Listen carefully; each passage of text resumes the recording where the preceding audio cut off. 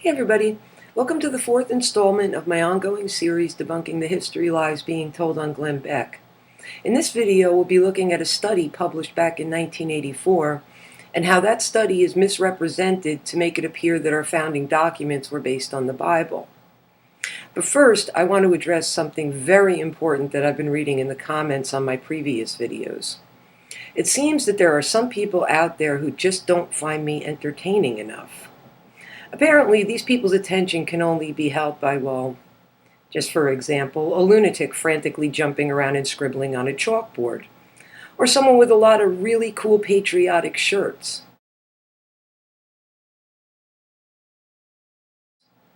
But while my goal here is not to be an entertainer, I did think that maybe a little entertainment, with a bit of patriotism thrown in, might not be such a bad way to start off this video. So here you go.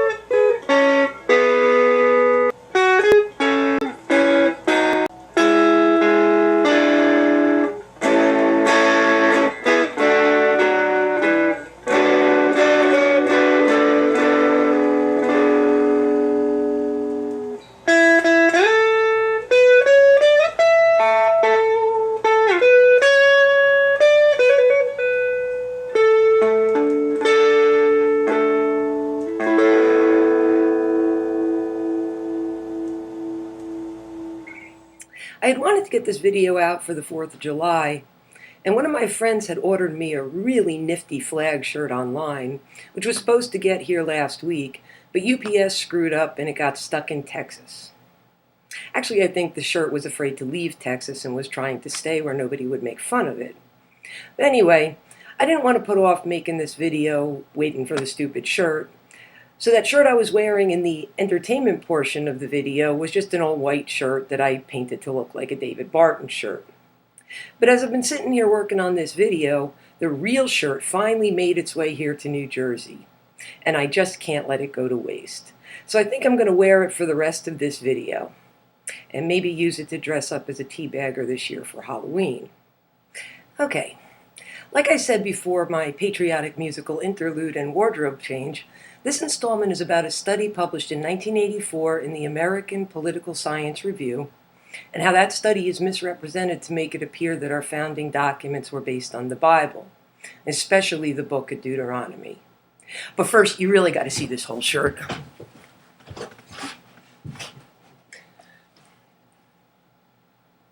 And my friend also bought me this hat, which I'm kind of digging the hat. I'm going to keep this. All right.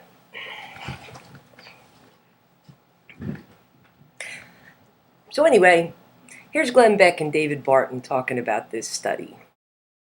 Isn't it Deuteronomy that is the most quoted out of any of our founding documents, right? It's not Locke, it's nothing. That's right. Deuteronomy.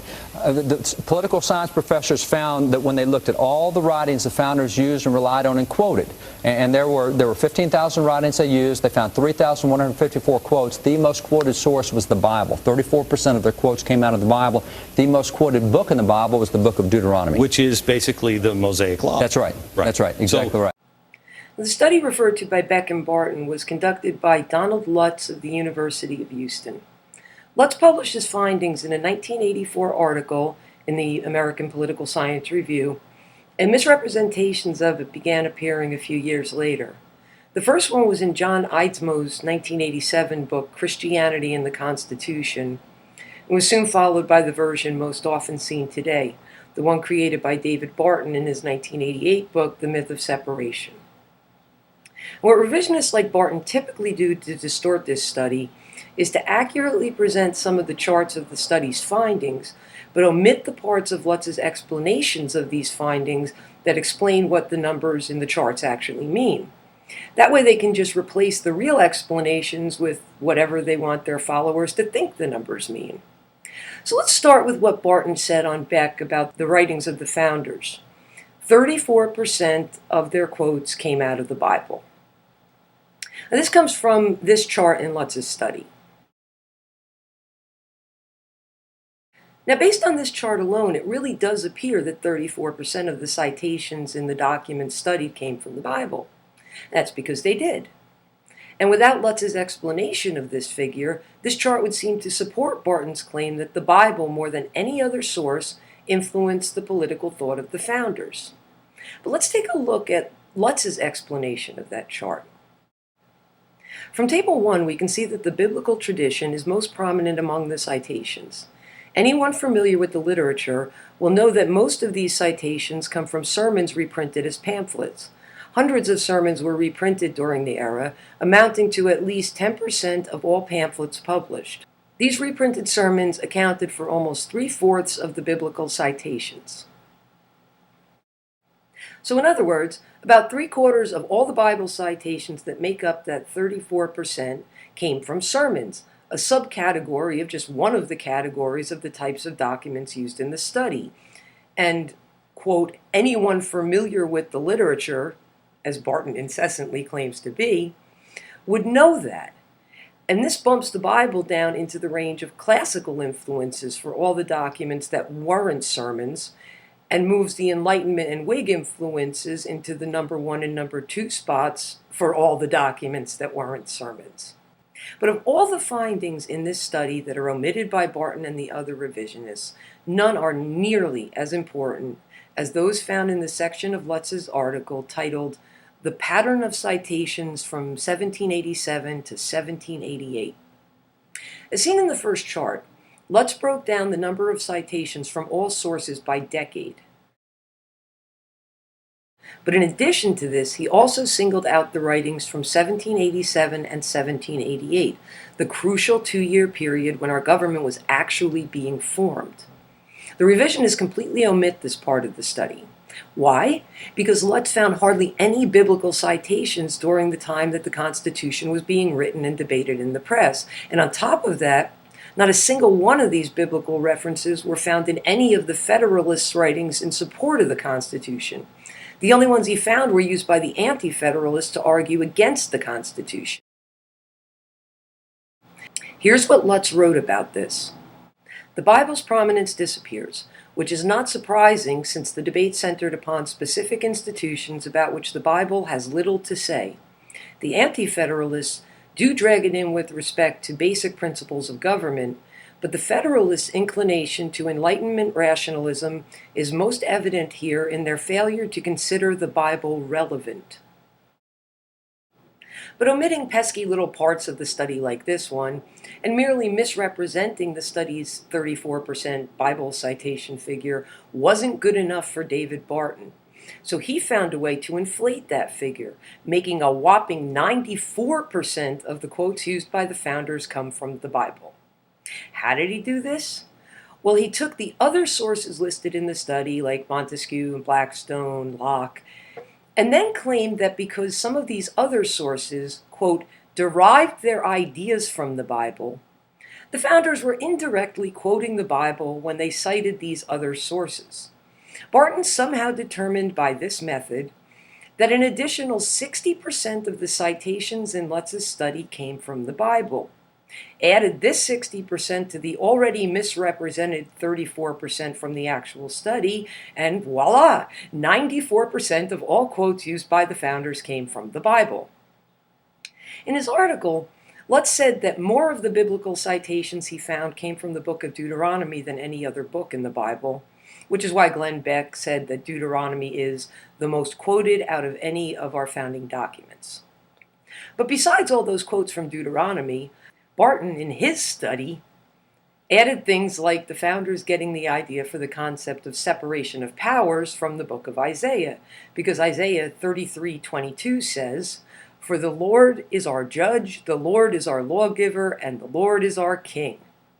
So there you have it. 3 branches of government, and they're all the Lord. He's the judge, the lawgiver, and the king. It's exactly the same as our government, except for that pesky checks and balances thing, and that minor detail of not having a king who controlled everything. And Barton first published his findings in his 1988 book, The Myth of Separation, and repeated it in one of his videos, and from there it spread. Here's Congressman Dan Burton of Indiana using Barton's 94% statistic and other claims in the House of Representatives back in 1993, citing Barton's book nearly verbatim. 34% of all quotes used by the Founding Fathers came directly from the Bible, the Old and New Testament. 60% of the quotes of the Founding Fathers were quoting men who were quoting the Bible. 94% of the writings of the Founding Fathers were based on the Scriptures. And the idea for the 3 branches of government came from the Bible in Isaiah 33:22. Now, I haven't heard Barton use his pumped-up 94% statistic in a while, but this really doesn't matter because once Barton puts something out there, it takes on a life of its own and continues to be used whether Barton himself is still using it or not. In April 2007, it showed up in an article on WorldNet Daily titled "Bringing the Bible Back into Public Schools" by Chuck Norris, a board member and spokesman for the National Council on Bible Curriculum in Public Schools. Norris was regurgitating the even more distorted version of Barton's claim about the Lutz study that's found on the National Council on Bible Curriculum's website's Founding Fathers page. Now, the National Council on Bible Curriculum people claimed that it was actually the Lutz study, not David Barton, that, quote, found that 94% of the documents that went into the founding era were based on the Bible.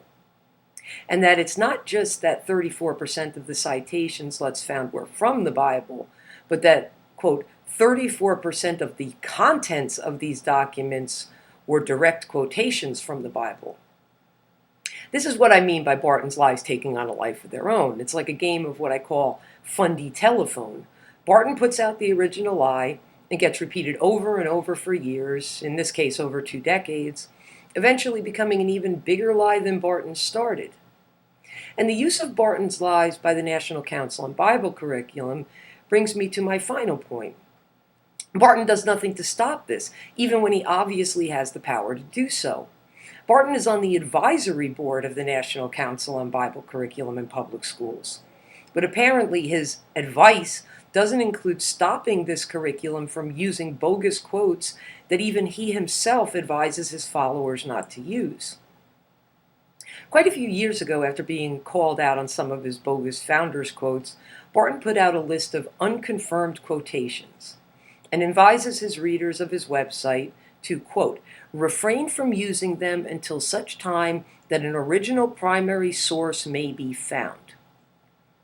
And yet 6 of these bogus quotes from Barton's own unconfirmed quotations list, among them the infamous James Madison 10 Commandments quote, appear in the National Council on Bible Curriculum's curriculum. And so what exactly is National Council on Bible Curriculum Advisory Board member Barton advising this organization on? How to promote his lies and get them into our public schools? And just last week on Glenn Beck, John Hagee repeated one of these bogus quotes that Barton put out there, but now advises his followers not to use. The one about George Washington saying, it's impossible to rightly govern the world without God and the Bible. While fellow guest Barton just stayed silent and listened to someone spread a quote that he knows is bogus to millions of gullible Americans. If we as a nation want to return to the principles of the Founding Fathers, George Washington said, it is not possible to govern without God and the Bible. You know, I sometimes get criticized, even by those who think that Barton is a complete charlatan, for coming right out and calling him a liar. They ask me how I can be sure that he's intentionally lying and not just a really crappy historian. Well, it's moments like that one with John Hagee that expose him as the liar that he is, and that is exactly what I will continue to call him.